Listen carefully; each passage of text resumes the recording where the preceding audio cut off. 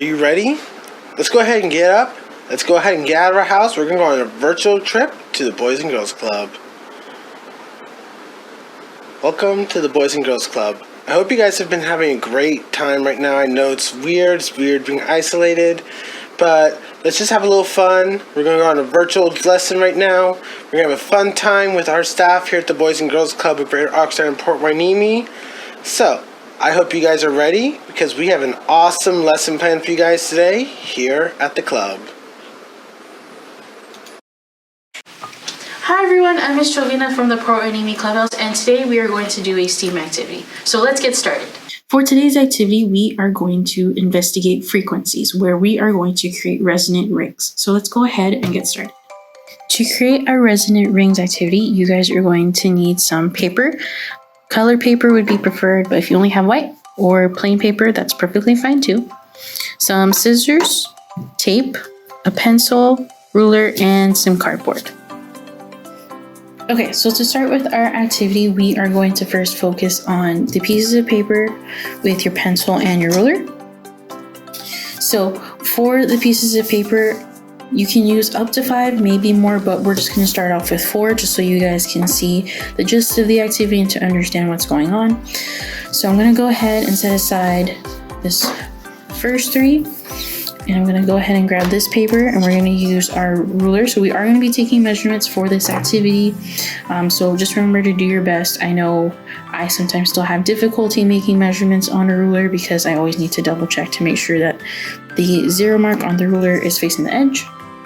So what we're going to be doing when we make our measurements is we're not going to be taking the measurements here per exactly. We're going to be focusing on the longer side of the pieces of paper. So when we do that, we are going to go ahead and line up our paper to the ruler or ruler to the paper.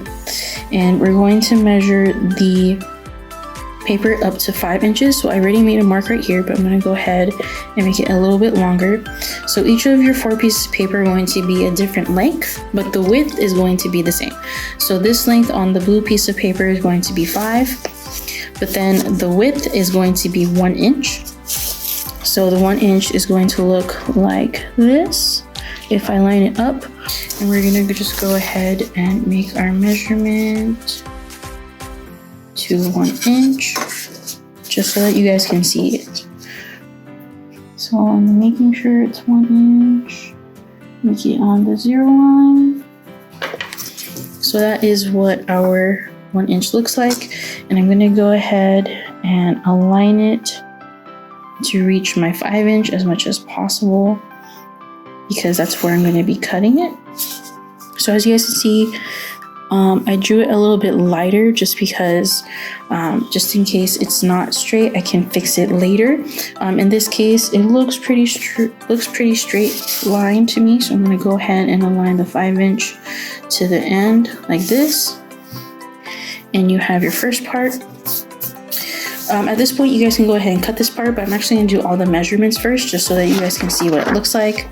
So this next one, instead of it being the length of 5, it's going to be length of 7. So just for the purpose of this activity, I already am just going to skip it from 5. The next strip of paper will be 7, next one will be 9, and the last one will be 11, which is the length of this whole entire paper. So I'm going to go ahead and measure 7 inches on my paper. Okay, and then we're going to do the 1 inch again.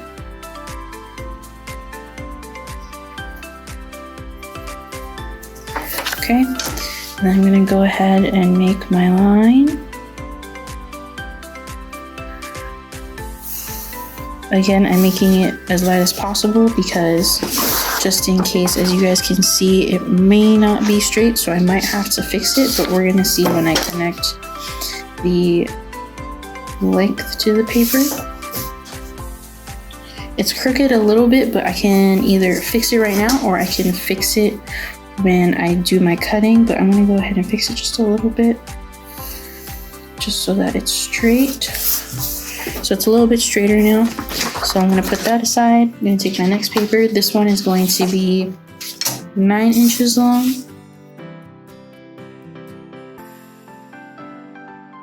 And the reason why I picked color paper for you guys is so that you guys can see how the activity looks, just so that when I do the explaining of the activity, you guys kind of visualize it a little bit better.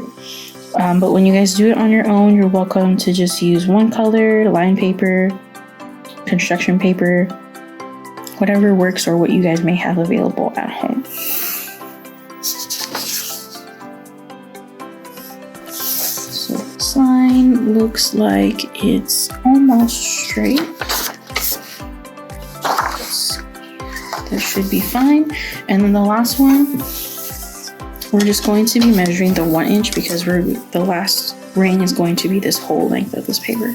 So I'm just going to go ahead and measure it twice, just because since it is just one whole paper, I want to make sure that the line is a straight line, so then when I connect it, it'll be easier to connect. As you guys can see, I'll just line up the ruler like this,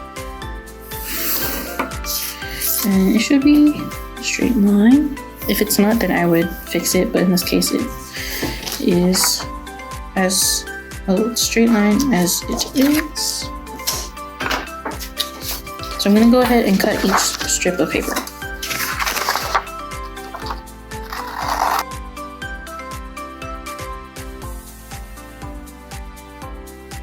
And remember, the measurement lines that we have is going to help us indicate where to cut. Because basically what's happening is the measurements that we're taking are going to be different sizes of each ring that we are going to create.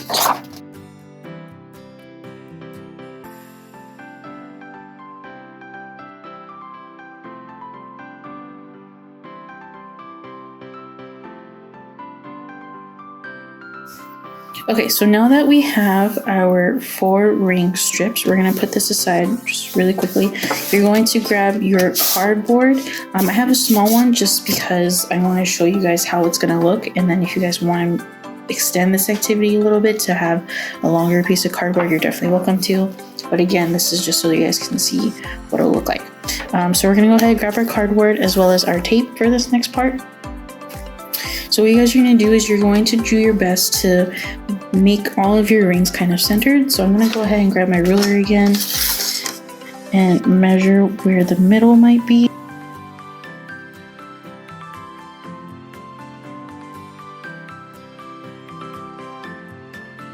It's basically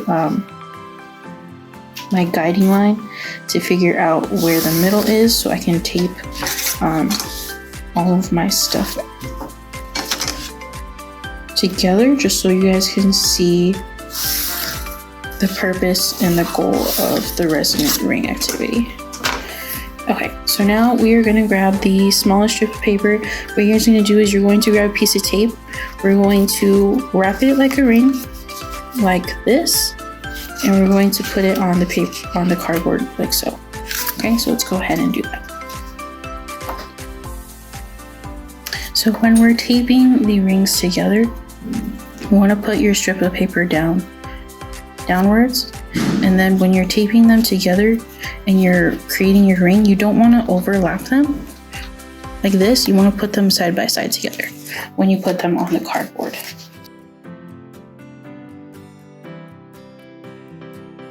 So when you tape it down, you guys want to make sure that, again, it's on your guiding line.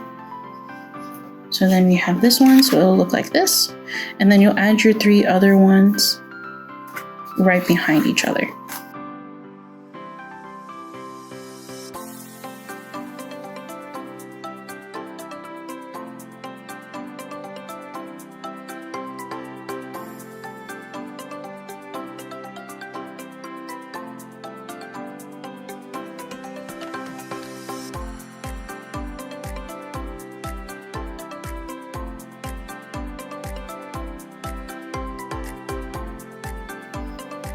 So now we have our resonant rings. Okay, so what you guys are going to do now is you are going to test the frequency of each of these rings Okay, so I'm gonna go ahead and have you guys do that. A couple of things you guys can do is you can move the cardboard back and forth like this. You can move it side to side.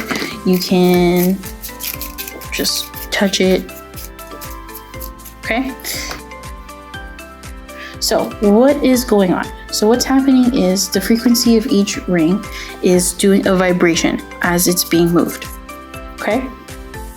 And a couple of things that are happening to do this is the stiffness of each ring. So as you guys can see, this ring is the biggest ring, so it's moving a lot faster and easier versus the first one, which is a little more stiff.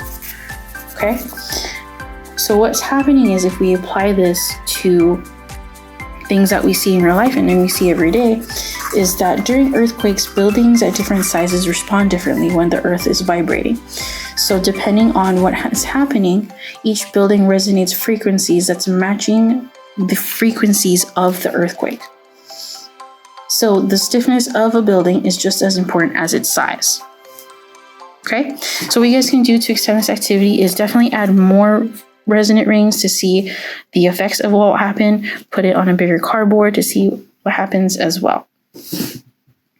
If you guys enjoy this activity, please make sure to follow us on all of our social media platforms, Instagram, Facebook, and YouTube at BGCOPH. Also, make sure to start following us on our website as well and register at the V Club. Make sure you visit the Boys and Girls Club of Port Hueneme and Oxnard website and register to see all our other activities as well. We miss you guys. Please be safe. Bye.